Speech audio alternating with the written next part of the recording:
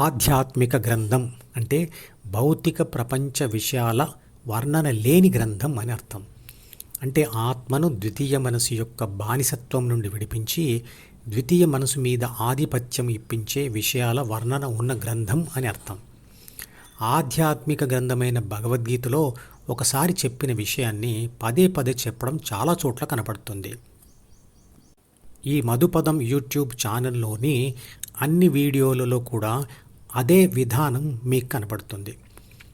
ఎందుకంటే ఆచరించవలసిన అవసరం ఉన్న ఏ ముఖ్యమైన విషయాన్ని అయినా ఒకసారి విని అది మనసులో బలంగా స్థిరపడేంత వరకు పదే పదే స్మరించడం లేదా మనసులో అనుకోవడం అవసరం. ఆ విషయం ఎంత బలంగా మనసులో స్థిరపడితే అంత చక్కగా దానిని ఆచరించగలం.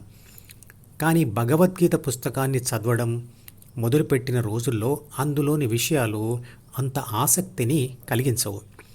ఆసక్తి కలిగించని విషయాలను మనిషి పదే పదే మననం చేయలేడు. కాబట్టి భగవద్గీతను మొదటిసారి చదివినప్పుడే అందులోని ముఖ్యమైన విషయాలను పదే పదే మననం చేసినట్లుగా ఉండాలనే ఉద్దేశంతో అలా రాయడం జరిగింది. జ్ఞానం సంపాదించడం వెనక 3 ముఖ్యమైన దశలు ఉంటాయి. అవి ధ్యానం చేసేవారికే కాదు, విద్యార్థులకే కాదు, ఉద్యోగులకే కాదు, ప్రతి ఒక్కరికి అవసరమైనవి. అవి ఏమిటి అంటే, 1.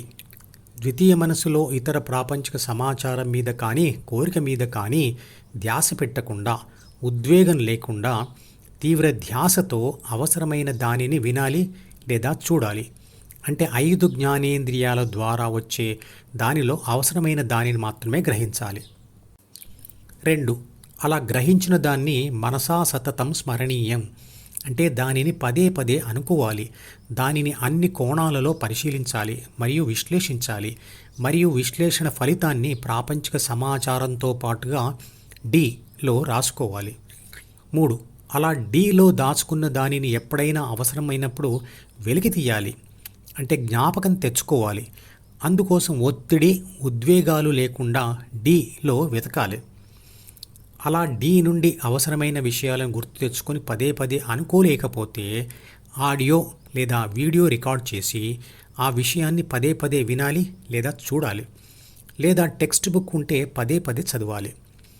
భగవద్గీత పదే పదే చదివే అంత ఆసక్తి ఉన్న గ్రంథం కాదు కాబట్టి మనం పదే పదే చదవలేమని భగవద్గీతలో చాలా చోట్ల ముఖ్య విషయాన్ని పదే పదే చెప్పడం జరిగింది. అందువల్ల ఆ పుస్తకం ఒకేసారి విన్నా లేదా చదివినా అది పదే పదే మననం చేసినట్లు అవుతుంది కదా. విద్యార్థులు కూడా క్లాస్లో చెప్పిన విషయాన్ని అక్కడ విని మర్చిపోవడమే కాకుండా ఇంటికి వచ్చిన తర్వాత పుస్తకాలను మళ్ళీ మళ్ళీ చదవడం, విశ్లేషించడం మరియు నిజ జీవితంలో ఉపయోగించడం వల్ల ఆ విషయము మనసులో స్థిరంగా ఉండిపోతుంది. ధ్యాస తీవ్రత ఏర్పడడం కోసం ధ్యానంలో ఒకే పదాన్ని లేదా దేవుడి పేరును కానీ పదే పదే జపించడం జరుగుతుంది. అలవాటైన తర్వాత ఆ నామజపం దానంతట అదే జరుగుతూనే ఉంటుంది. ఇంటి దగ్గర పరీక్షించి చూడండి. ఏదో ఒక పనిని మీరు రోజు ఒకే సమయానికి ఒకే విధంగా చేస్తూ పోతే కొంతకాలానికి అది అలవాటుగా మారిన తర్వాత మనం ధ్యాస పెట్టకుండానే దానంతట అదే జరిగిపోతూ ఉంటుంది. డ్రైవింగ్ చేయడం, ఈత కొట్టడం లాంటివి కూడా అలాగే జరుగుతాయి. ధ్యాసతో శ్రద్ధగా వినేది, విన్న దానిని మననం చేసేది, మననం చేసిన దానిని మనసులో రాసేది, వాటిని అవసరమైనప్పుడు వెతికి బయటికి తీసి సందర్భానుసారంగా వాడేది చిత్రపటంలో చూపించిన ఏబీసీ. అంటే అందరిలో ఉండే ప్రాపంచిక ఆత్మశక్తియే.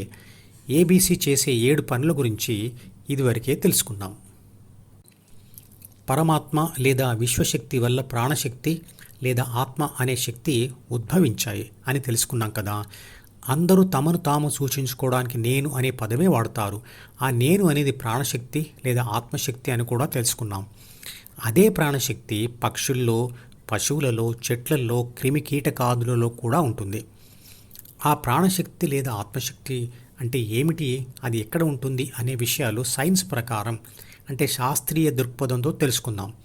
ఈ విషయం తెలిసినా తెలియకపోయినా ధ్యానం చేయడానికి ఇది అడ్డు రాదు. ప్రాణశక్తి లేదా ఆత్మశక్తి అనేది ఒక రసాయన శక్తి. అది మనం ఇంట్లో వాడే బ్యాటరీలలో ఉండే విద్యుత్ శక్తి లాంటిది.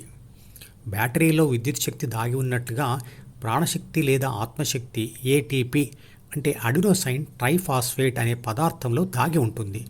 ఎలాగైతే బ్యాటరీ సెల్ ఫోన్లో పెట్టి స్విచ్ ఆన్ చేయగానే కరెంటు ప్రవహిస్తుందో, అలాగే ఇంతకుముందు చెప్పిన పదార్థం నీటి కణంను కలవడం వల్ల ప్రాణశక్తి లేదా ఆత్మశక్తి బయటకు వస్తుంది.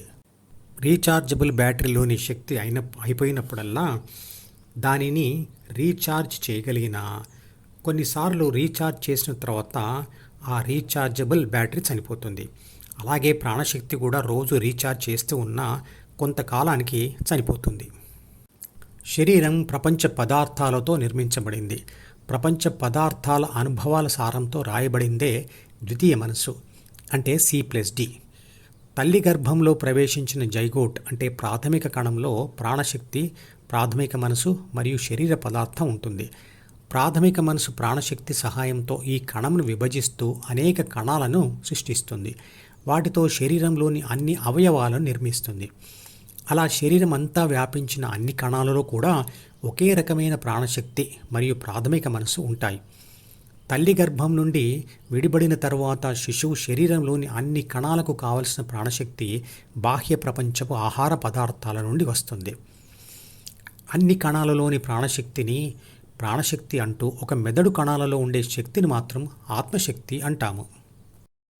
ఈ మధుపదం యూట్యూబ్ ఛానల్ వీడియోని సబ్స్క్రైబ్ చేసి గంట గుర్తును నొక్కి ఆల్ని సెలెక్ట్ చేసి ప్రతిరోజు యూట్యూబ్ ఓపెన్ చేసి అడుగున ఉన్న సబ్స్క్రిప్షన్ బటన్ నొక్కితే అన్ని లేటెస్ట్ వీడియోలు చూడవచ్చు.